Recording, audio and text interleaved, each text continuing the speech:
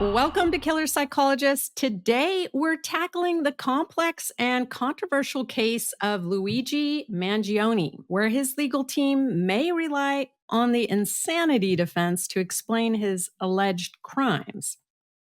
My guest, Dr. Craig Wetterer, a forensic psychologist with expertise in insanity evaluations for the court, and Eric Zelaya, a board-certified defense investigator, will help us break down legal strategies used in cases like this and what's at stake for Luigi. First, I want to cover biases and how they influence public perception. And in this case right now, Luigi is getting a lot of positive attention and a lot of empathy. So there is one type of cognitive bias that people have. It's known as the halo effect. So it's essentially, you can see someone as having a positive trait in one area, like attractiveness, and then view them positively or assume they have other positive qualities like intelligence or kindness or morality without even having concrete evidence. And so this effect can, influence our perceptions. It can influence attorneys, judges, jurors. And so we know that physically attractive defendants are more likely to receive lenient sentences or even acquittals because jurors unconsciously associate attractiveness with good character. So demeanor in court, all these things are important. So even a defendant who appears calm, polite, or they perceive this person to be remorseful, they might think that they're less guilty or less dangerous than somebody who appears aggressive or uncooperative. So, Dr. Wetterer, why do you think Karen instructed her client to wear a burgundy sweater? Well, if you saw the proceedings, which I assume you did, you will notice that they were in alignment with their color schemes. And I think Eric probably has something to say about this from, defense prep strategy. But I would say, that, there's, if you look at, how he was dressed, right, at this initial proceeding where she was quite, she went on, and described several concerns that she had about, his being treated unfairly by the press, right, in terms of how they're characterizing him and the things that they've been doing. But that type of, sweater and, collared shirt that he had on, and of course it matched with hers. What does it portend? What does it portray? Well, to me, it portrays this sense of like, oh, look at this preppy, Ivy League guy that's like, would he do something like this? Like, come on, it's like, look at him, look at the way he's dressed. I mean, so obviously the appearance is critical here in terms of like, the narrative that they might be trying to paint, which, again, that's a defense strategy that, Eric can talk about how defense attorneys prepare their clients, right? And how I would prepare a client if I was defending them is particularly in a case like this, I want that halo effect to, continue to pervade throughout the proceedings, right? So you want to play on it because that's a defense. That's going to be a highly favorable to the defense, right? It's certainly not going to be helpful to the prosecution. So that's kind of how I see, the way they dressed him. Well, you also want your client to look professional when you get in front of, the judge or even the media for a case like this high profile. And granted, here in Florida, I mean, he wouldn't have the opportunity to go from the jail dressed up like that, to a regular hearing. He's going in his orange, jumpsuit, whatever it is. The only time that that a defendant usually in Florida gets to dress up is during trial in front of a jury, because jury bias. If a jury sees somebody dressed up in a county correctional inmate uniform, wearing leg shackles and their hands restrained, the jury automatically believes they're guilty. So you have your client dress professionally and you usually hide their leg shackles. If the defendant has to move at any time in the eyes of the jury or the public, everybody clears the courtroom so that you don't have that bias. That's probably the same thing that they're doing here. They're portraying him to be this, however old he is, intelligent techie kid. And so you dress him up like this intelligent techie kid. Not like, Charlie Manson. Right. Well, yeah, it didn't surprise me that he didn't show up in an orange jumpsuit, even though that in pretrial proceedings, you're correct. In a lot of jurisdictions, a lot of defendants, they come in their prison oranges or their jail oranges. Usually it's orange. But I'm wondering what Dana thinks about this alignment in color schemes between his attorney and him. In other words, I paid attention to that because it was like, oh, that's interesting. They're both wearing the same sort of color schemes. They seem, what does that portray from a psychological perspective, right? Like, what is that doing to the audience that's watching this? I have some ideas what I think it's doing. Yeah, even just unity. Yeah, solidarity, unity. I think also, everything is strategic, right? When it comes to, both defense and prosecution, but you're always thinking, strategically about like, what is this going to look like in the eyes of particularly in this case, is so high profile in the eyes of the media, but the eyes of the public or potential jurors. And so I think, again, the gender of the defense attorney, I think, was strategic here. I think that having, a woman is a strategic move, potentially, that was thought out ahead of time. I don't know. What are your thoughts on that? Well, isn't she court appointed? Yeah, I think she's court appointed for the state case. I don't know about the federal case, but I thought that maybe he had. I don't know if he had a private attorney, if he had a choice in that or not. I'm not sure. If he's got a court appointed for the state case, he's not going to get a private attorney because they're going to take away his court appointed. Because if you can get a private attorney for your federal case, then you're no longer indigent, and you can get your own. You can get your own attorney. So, well, yeah, exactly. Well, would he even qualify? For a public defender in a case like this, given what we know about his background? He's not indigent, right? Like I don't know what his financial status is, but clearly he has resources, right? So I don't know if he would qualify for that, but I think in the initial proceedings that perhaps this was court appointed, he may not have had a choice in this, but if that's his private lawyer, then obviously he has a decision or he has a choice on who he's going to select, right? And usually when you get arrested and you're denied bond for a case like a homicide, you become indigent pretty quickly. So it doesn't take long for you to then be declared indigent, because after about a week, incarcerated, you no longer have a job or any source of income. So at that point, you're pretty much indigent. So unless you have a trust fund, right? Or you, then I don't even think most judges would even get that into the weeds with that, because I think it's what's accessible now versus what you could possibly have. So let's talk about strategy, because now it seems like they're mixing it up to introduce the mental health component and consider insanity as a defense. So first of all, Dr. Wetterer, if you can explain, this is in New York. So the insanity defense is this in New York. So what does New York law require to successfully argue an insanity defense? So New York follows most states in the United States, and they follow what's called the Mangione rule of legal standard of insanity. So there's different legal standards. Mangione is an old English common law case, kind of from the English common law, that speaks to the issue of insanity, which originated, of course, in England.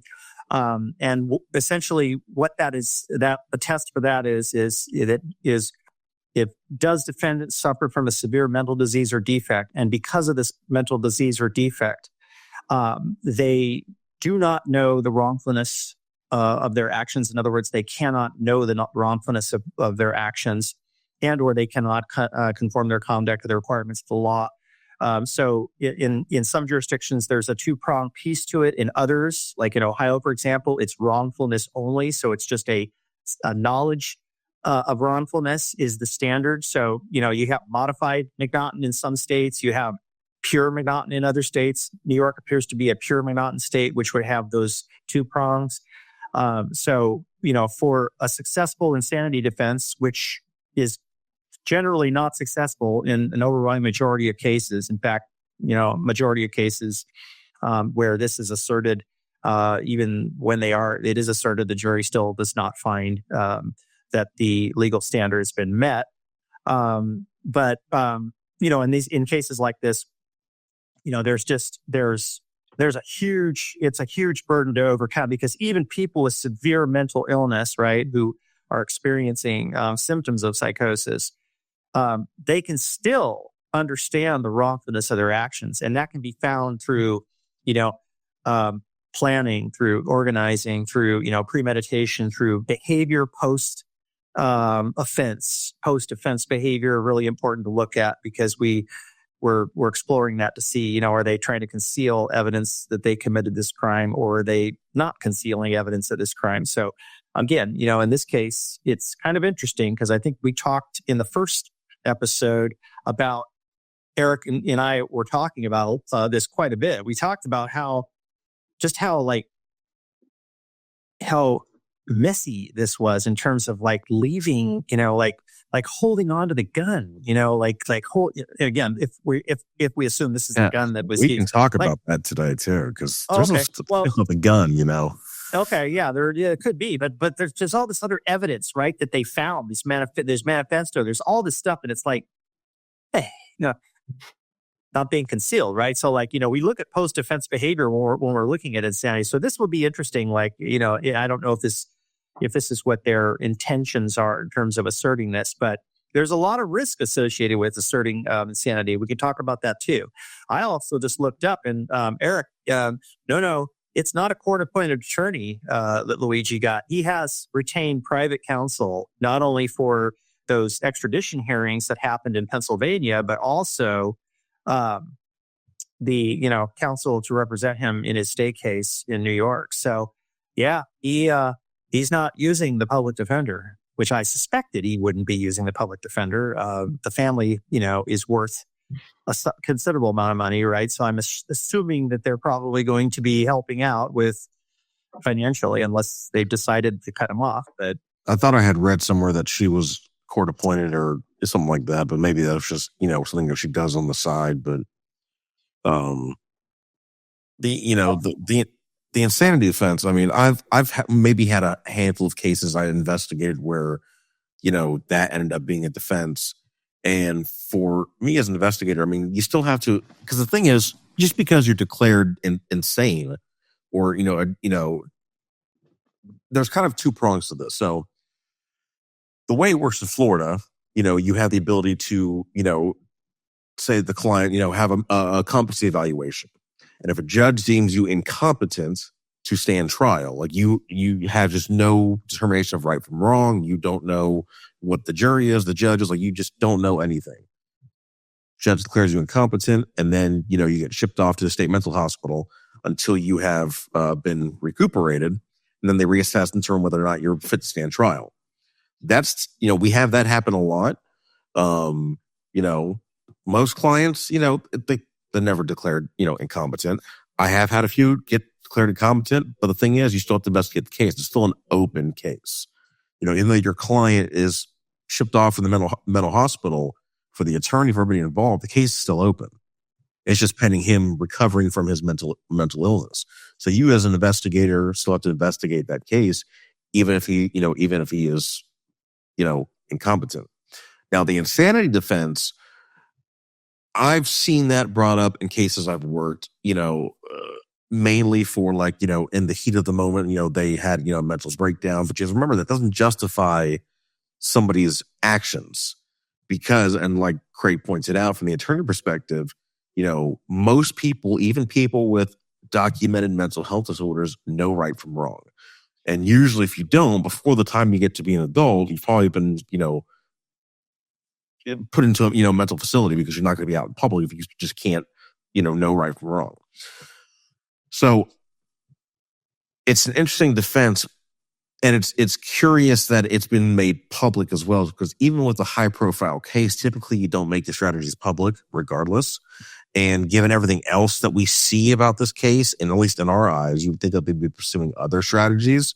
So it's kind of curious. So it makes you wonder whether or not this is what they're actually pursuing, or they're just throwing everybody off, Well, or just seeing how the public responds to it. So you're gathering empathy, and then you can plant the seeds of empathy. So saying that he has certain mental health condition, which can be on a spectrum, and then introducing different things.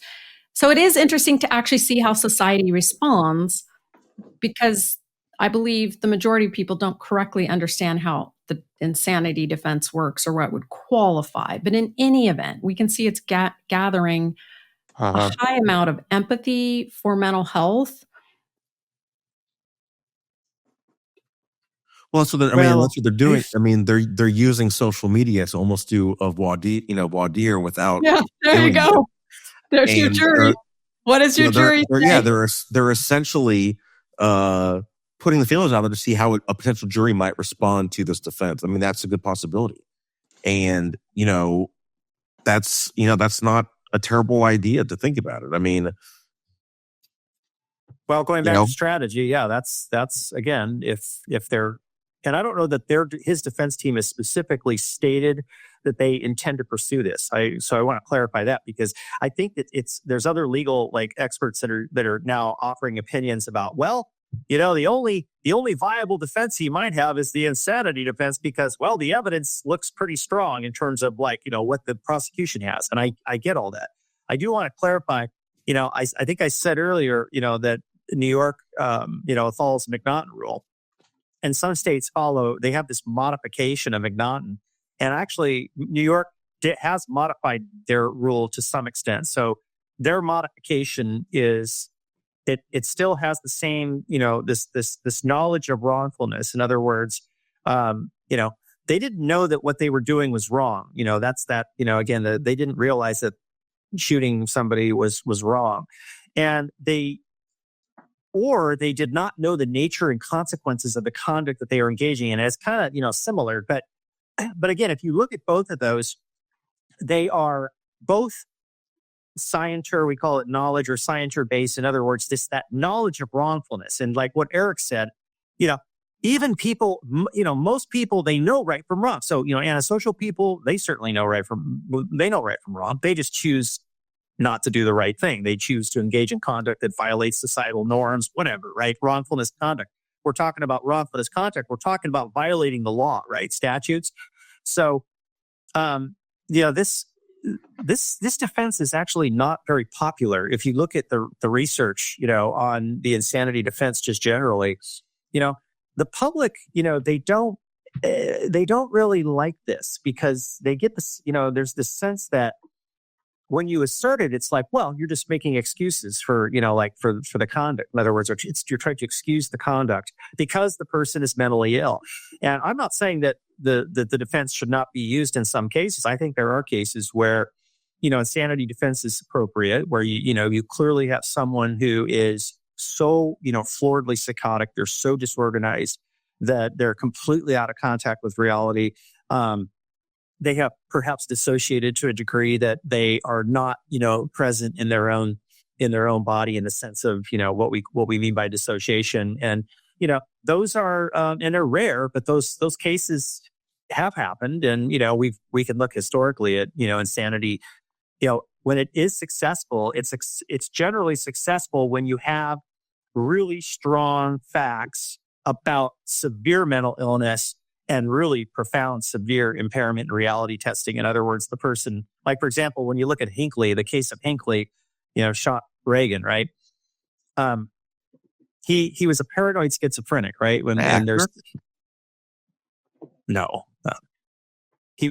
Reagan, the actor. Oh yeah. The actor. He shot the actor. Yeah, he was an actor.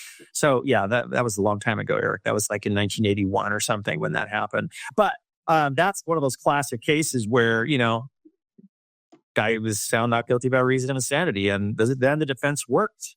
It was successful. Most of the time, it's not successful, right? I mean, of all the insanity cases that I've worked, as a forensic psychologist, and I don't know, Dana, you've done them too. And again, I'm not saying that I'm not going to have one where I have found that someone meets criteria. I haven't found anybody, a case yet where I have found that the individual met criteria. In other words, I find that there's evidence that they did not know the wrongfulness of their actions because of this severe mental illness, and this is the evidence to support it. I haven't found one. I came close on one, but you haven't actually ever had a successful insanity defense? I have. Well, not one where I had found somebody that met the legal standard of insanity. I was close. I had a case with a person who had what I later learned was frontal lobe, was Lewy body dementia. And this individual was involved in an attempted murder. And there was some evidence that this individual may have had dementia. I just didn't have that evidence. I didn't have the actual diagnosis, and I wasn't able to confirm it. So I couldn't say definitively that that it was the Lewy body dementia. But with a case of dementia, where if people don't know with Lewy body dementia, there's oftentimes hallucinations, there's paranoid like delusions, there's stuff like that, right? So I did have a successful sanity case that involved murder. Craig Barkin. No, we've got an Amazon delivery. Sorry about that, but it's not our producer's dogs. Sorry, we have a German Shepherd talking in the background. So I successfully wrote a report for an insanity evaluation, and it was murder. It was more than one murder, in fact, and that was in the state of California. And it was successful, and it never went to trial, and that person went to the state hospital. But those cases are very labor intensive, and you receive enormous amounts of evidence to review, and the reports are very lengthy. And I would say early on in this case, this attorney, look, she's familiar with the role of forensic psychologist. I'm sure she's consulting with one. He doesn't appear to be a guy who needs to be evaluated for competency to stand trial, which is evaluating your mental health right now. Are you well enough to proceed? And then insanity is looking at their mental health at the time of the offense. So one of the questions I want to ask is can there be a split verdict? So not guilty by reason of insanity for some charges and guilty for others. And this could be state specific. I think it's usually one or done, because if you can't be competent to commit one crime but incompetent to commit another. I mean, because right and wrong is right and wrong regardless of the case. It's like saying, well, you were too crazy to do the homicide, but you weren't too crazy for the firearm charge. Like, so in my experience as an investigator, I've never seen that at all. It's either one or the other. I mean, there's no, because how do you send somebody to prison in the state mental hospital? Well, I wanted to ask Dr. Wetterer to as far as legally in the state of New York, right? So that's possible, because each state varies. It does very differently. It does. So it, like Eric said, Eric, you haven't seen one. I'm not going to say it's not possible to have what's called a split verdict in a case, where you might see a jury that finds, the person did not meet, they meet the insanity standard in with regard to one specific charge, or, one or more charge, but then maybe other charges they don't. So in New York, it looks like it's not a likely thing, but it could, at least and again, so let's qualify this. I am not an attorney in New York, so I am not offering any kind of like legal advice regarding anything related to New York law, because I'm not a licensed attorney in New York. I can speak about California law only.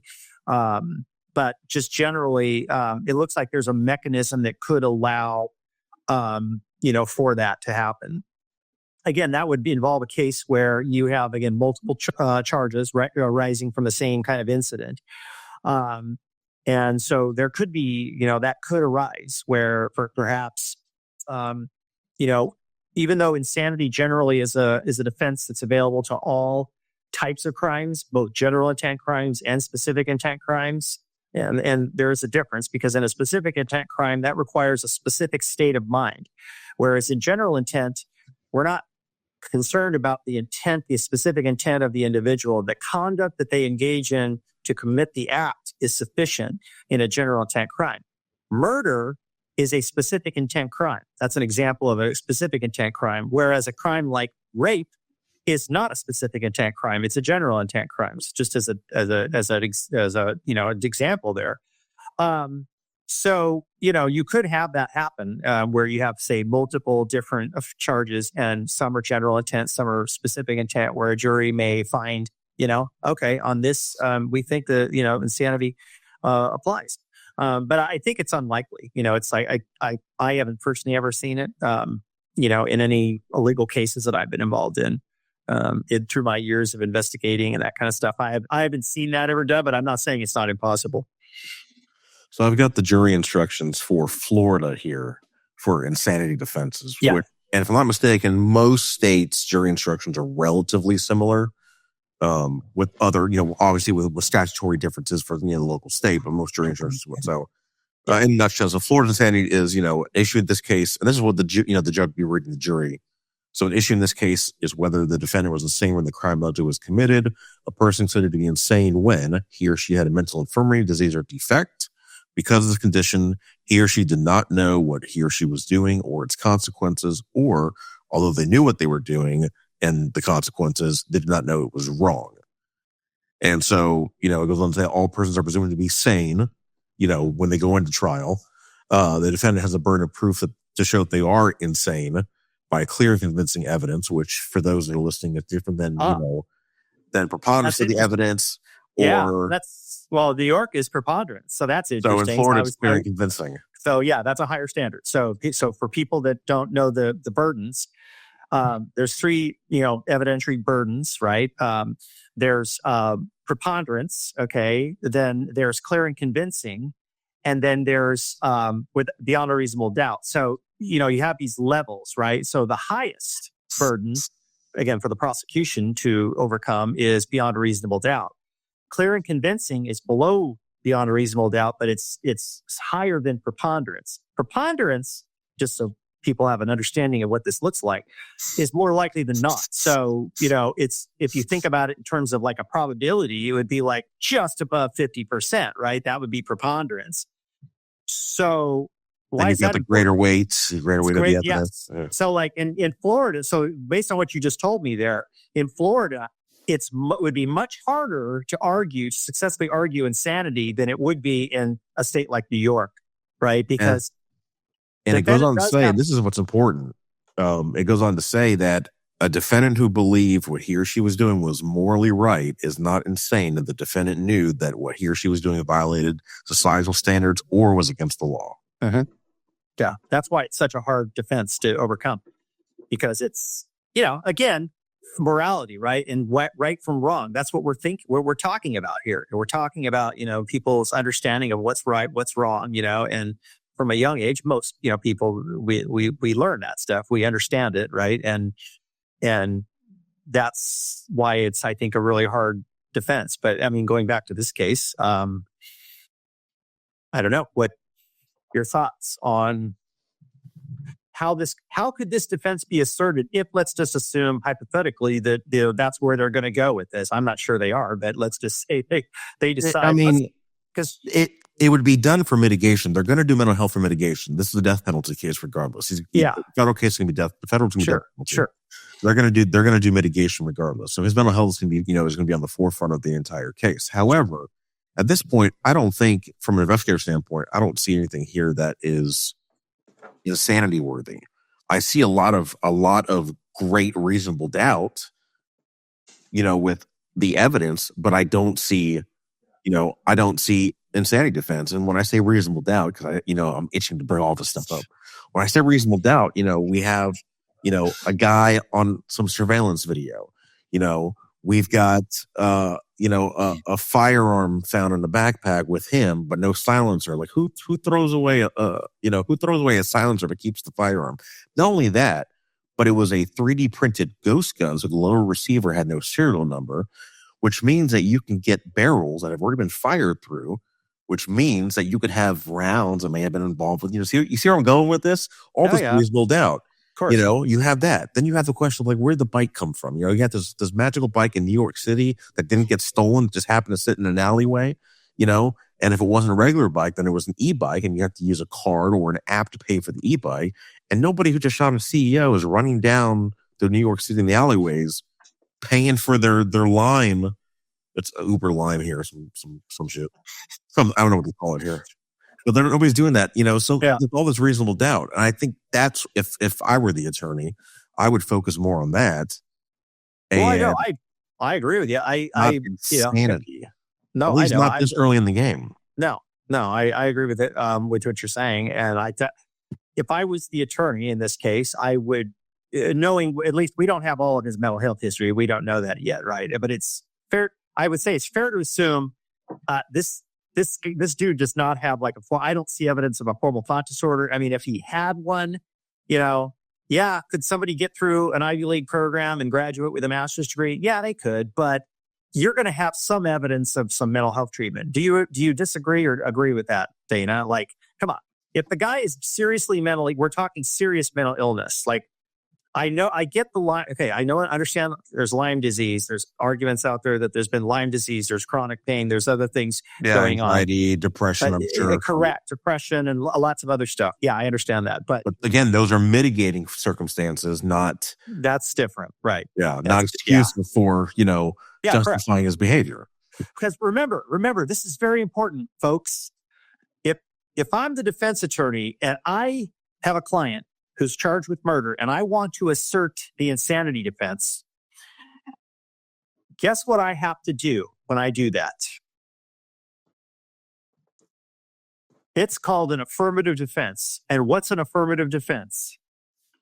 When you assert an affirmative defense, you are telling the court, my client did this. Yeah, you're admitting to the crime. Well, you're admitting to the crime. You're not admitting guilt. I can't say guilt because what you're admitting to is you're saying, look, my client did do this, but you can't hold them responsible because of the serious, severe mental disease or defect.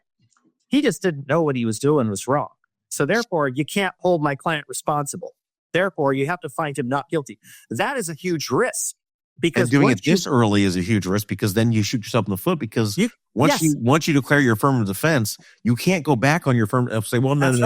He didn't do it. He didn't do it now. It was just an accident. Never that. Never mind. It's kind of like, we stipulate now. It's like, he did. Oh wait, we're gonna withdraw that. I'm sure it's appealable like after sentencing, but during no. Yeah, so that's the strategic. So in other words, this is what attorneys are thinking about when they're strategizing about should we assert this or not? Because that's a risk because look, if it doesn't work, right, and then you had other defenses, right? For example, like what you're talking about, Eric, all of these reasonable doubt issues that are coming up in the evidence that I've got all these areas I could really start to attack, right? What about the backpack? The backpack in Central Park, guys. The backpack with money. Okay, he was found in Alpena, Pennsylvania with a backpack, right? Yeah. He was found with a backpack. Where did the backpack in Central Park come from? Yeah. That the NYPD swore was his. Yeah. That's all these questions, guys. All these questions. Well, you're a defense investigator. Of course you have questions. Well, and here's my thing, so let's go back to the insanity. It brings up Training Day, the movie Training Day. There's a scene in there when they go to meet the Godfathers at the steak restaurant. Yeah, and they're talking about the guy that's the detective that does the art. He's talking about the guy in court who takes the peanut butter, and shoves it down his backside, and the judge's like, oh, this poor guy is insane, If you're going to raise an insanity defense and your client's not insane, and this sounds crazy, but at least put on this show. You know what I'm saying? Like that's the thing is if they were going to do that defense, it has to be believable, because if it's not believable, like you said, once you put that affirmative defense out there, that's it. And if you don't have the groundwork laid and your clients, running around looking all competent, and then all of a sudden they're like, oh yeah, he's, nobody's going to believe it. Well, and they have to, when that's asserted, by the way, once that motion is filed or made with court, that triggers a process. It's not just that that's asserted. Evaluations and it's a separate evaluation. So it's a present state. We call it a present state of mind of investigation or evaluation. And so then either a forensic psychologist like Dana or I, or a forensic psychiatrist are going to be the ones doing those evaluations. And we have a very specific protocol that we follow when we do the evaluations. So we are looking at a lot of things. We're looking at, obviously, the records. We do like a thorough evaluation of this defendant. And it may include testing because, if they're trying to assert, okay, there's this mental illness, serious mental illness, yet there's no treatment history. It's like, well, that's weird. Like, where's the treatment record? We have to test. And so we have to look deeper to see what's really going on, right? To see if this is legit. And we do have ways of figuring out whether someone is BSing us or not. Yeah, we call it malingering or other things. Yes. So anyway, yeah, that's the evaluation we do. And so we offer an opinion, okay, about whether we think and this, remember, insanity is a legal construct that is not a clinical or psychiatric, like it's not something that's, psychiatrically defined. It's a legal definition. But, to meet that standard, we use a psychiatric framework to get there, because there has to be a severe mental disease or defect. That's what that is. That's a psychiatric illness. It's usually a serious mental illness like schizophrenia or, schizoaffective disorder, bipolarity, that kind of stuff. Or it could be other things like, it could be, even though dementias are not considered mental illnesses. Someone would say, a dementia, like a Lewy body dementia that is hallucinating and is having paranoid, visual hallucinations, and they're seeing things coming at them, and they fire a gun at somebody or thinking they're shooting at a ghost in the wall, that's coming at them, right? And if that's true, right? Like, do you see where that could, so that's the stuff that we're looking at, when we're doing these evaluations. We always chuckle with these scenarios, like we're talking about like a person with dementia shooting somebody else, and we're all like chuckling, struggling, and we're all chuckling. Like none of us can talk death without a smile on our face. We should probably all see psychologists or psychiatrist. Yeah. Well, that if you want to get medication, you're going to have to see a psychiatrist, unless you want to see a prescribing psychologist. But that's going to be only in 7 states. So I don't think. Yeah, we don't have that here. We don't have. You don't have that in Florida. So yeah. Well, I wanted to mention also, insanity evaluations are. We deep dive into everything. So any medication they've ever been on. A lot of times, I see defense attorneys try to bring up. Even side effects of medications they were taking. And a lot of times the cases I get referred to me where defense attorneys are shopping for a diagnosis, maybe. Their client was also under the influence of some other controlled substances and also on some other meds, and also like a messy picture usually. But typically for successful insanity, in my experience, is there's some type of psychotic disorder.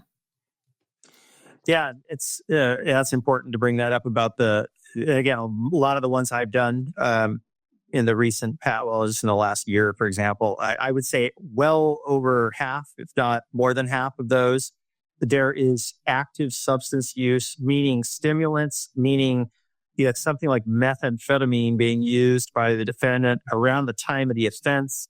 That methamphetamine, when used extensively, can lead to the development of psychotic symptoms. That is voluntary intoxication. That is not a defense to this. In other words, unless they were involuntarily, drugged, they can't use that. That's one of those exclusions. So if the psychosis, the reason they don't, I've heard, unless you can prove that in that moment they did not have any understanding of right or wrong, like they were just in the moment completely insane. Well, and which is Yeah, I know. And that's another thing that, and by the way, this is something that's emerging, and there's this whole thing called settled insanity that's starting to emerge in some of these court jurisdictions. Now, I don't know about New York, but I know there are some courts who are beginning to recognize settled insanity. And for the viewers, what settled insanity is think about it as sort of long-term chronic drug use. So like, yes, it's particularly, we talk about stimulants in this domain because stimulant drugs like methamphetamine, cocaine, things like that can lead to, permanent changes in these brain networks that involve, our organized thinking. It can lead to psychosis. It can lead to problems long term. If people use, like, say, long-term meth users can become permanently psychotic.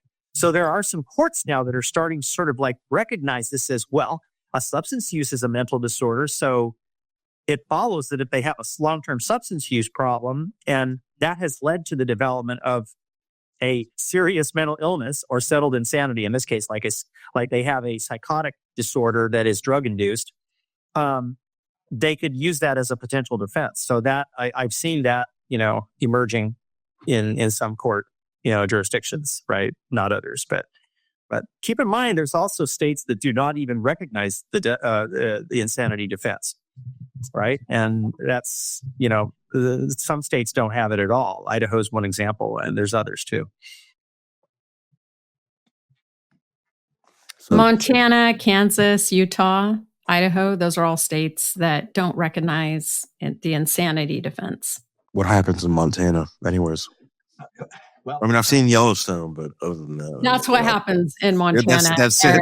Just so it does matter where you commit your crime. It's a big deal, right? If you plan on using insanity, you don't want to be committing is that crimes. Because you take everybody to the train station? Yeah. Right. Yeah, we'll just take you to the train station and it'll work itself out. The train station. And the crime stops. I don't know how that works. Yeah, I don't know what happens. It ends. I always thought that scene of that entire show where they take people to the train station right there at the Wyoming and Montana border because they claim there's no sheriff. I'm like, that would lawless zone. Yeah, a law like this, like that would actually. Yeah, the law doesn't exist here. Yeah. I always thought about that. I'm like, wait a minute. I'm like, hold on. If you take a body, it doesn't matter where you dump the body at. It matters where you committed the homicide at. It doesn't matter where you dumped them at. Just because there's no jury there, or no citizen doesn't mean you're not going to get charged with the crime. It never made sense to me. But, the point, I guess the whole point of Yellowstone was, when you have money, you can do whatever you want to do. Exactly. That's probably true today for, a lot of things. But the question is, the people in Yellowstone that died deserve to die.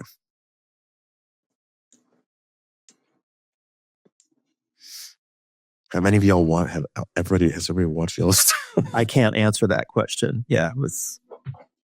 Eric always has to bring up his favorite television shows and like. Yeah, I have to. I am binging Better Call Saul for probably the 8th time already. Classic. What's the Fargo? So I just started watching the Fargo. I'm like, where did this come from? I love it. It's like I started watching season Fargo 1 and season 2 are pretty good. Yeah. Season 3, You got Better Call Saul in Fargo. Well, I started watching and I'm like, holy crap! I'm like, the entire everybody is here. So I looked it up. I'm like, we're not even talking about Luigi anymore. Who cares? It's late. So I looked it up. I'm like, are they the same directors and stuff? Yeah. No, they just have this. Yeah, just everybody knows everybody, and they're all different. Yeah. Bob Odenkirk is phenomenal. I just love him as an actor. Everything. Well, pretty much the entire cast of Breaking Bad and Better Call Saul is in Fargo. Yeah, Fargo's pretty good. I got hooked on it, so I watched that and I was like, "Oh, this is pretty decent." So, in wrapping up our discussion about Luigi, which will probably have his own Netflix series and movies, not and already. Show, I don't know. Maybe Better Call Saul will be in there as there. It's. I don't know. The thing that's so I don't want to say, I just feel like it's frustrating for me. So those of us that do this in real life, like it's not a movie, it's real, and understanding consequences, choice and consequences. And then we have social media, true crime. They can just make up stuff, spread misinformation, monetize, catchy titles. And it's just a business, right, of making money and selling things and it just confuses it. So people are just generally confused, right, about cases or are misinformed. There's misinformation. What is real? What is not? How does it really work in the court of law? And well, it's the narrative being shaped, right? So the narrative being shaped right now is, again, there's a substantial amount of the public, right? They do not favor the U.S. healthcare system, so they equate this with, this even though it's like, all right, this guy committed a murder or is alleged to have committed a murder. People are finding ways to rationalize this, and then you have others that are they're shaping narratives. Okay, so when narratives get shaped, where's your jury pool going to come from? Well, your jury pool comes from the community, and so that's you got to be careful. As much as they push in social media, the state attorney, the prosecutor, they're going to push back as well with their own narrative as well. And it's going to be conflict. And that happens in every big case. I mean, you've got the sheriff that goes on and does, a big press conference about the case and, their narrative. And that's that's what they're doing. They're pushing it out there to taint the jury, try to get the story out there so everybody knows about it. And that's what that's what media does. And so, that issue is going to be, and that's what we said last time. Nullification is going to be a real concern in this case. Oh yeah, I would say nullification is going to be huge here. It's like when you look at the O.J. Simpson case, there's some parallels here. They're not racially based, but they're, there's definitely, because of the way that and I'm not saying everyone in the the public views the U.S. healthcare system the same way, but boy, when you see people are pretty pissed off about, the way our U.S. healthcare system operates. And I tend to agree just, with a lot of the, the discontent people have with, we've got some of the worst outcomes in terms of the amount of money we spend on healthcare. And, part of this is because, everything is monetized in healthcare. So it's like, we've got middlemen, we've got these insurance companies that, we pay premiums to, those that are paying for private insurance. And, so a lot of people are arguing for that. This is why a single payer system, might want to start exploring that. But, that has its own issues too. So I don't know. That narrative is powerful. And that'll be interesting to see, how they arrive at a jury selection. Because, the defense attorney, they're going to want a jury trial in this case, right? They're not going to do a bench trial, obviously. It's a jury trial because why do we want a jury trial? Well, if you've got that kind of following going on, and he's pretty popular. Okay, let's be honest about this. He's not, not saying everybody, but he's got a lot of people endorsing him, and so that's going to be powerful. That's going to be powerful for. If I was a prosecutor, I'd be like, oh man, we got some hurdles to overcome here. And then afterwards, if you got a conviction, right, what are the chances of jury misconduct? Remember Scott Peterson's case? They're saying juror number 7, it was Rochelle Neese, jury misconduct. They're trying to allege for that. And there's a lot of cases where there is jury misconduct. And, and then let's just say there is, or there's so many different outcomes that could happen here, mistrial, all different things, right? That could be part of the defense strategy, right? So who knows what the actual outcome could be? I guess we'll just have to stay tuned. So thanks for joining us today. I really appreciate your input, and, ask us questions online. We'll answer them. Dr. Wetterer is a wealth of information. He's done tons of, insanity referral cases. Nobody knows defense like, Eric PI extraordinaire. Eric's I'm also insane. Eric, you should just go to law school and become defense attorney.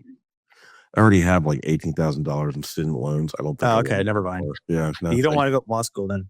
I don't want to go to law school. I thought about it. I thought about it a few times. But I was like, you know what? I can pretend to be a lawyer and be an investigator. So, whatever. Yeah, we'll set you up a GoFundMe or whatever. I mean, they're getting money for Luigi. Maybe we could put you up there too. Better call Eric. I'll fund you for law school. I don't know. If I ever had a crime, I might have you guys, right? It has to be in California, though. That's the only way I can defend you. Okay. Noted. All right. Thanks so much for joining us. Have a good night. Thank you.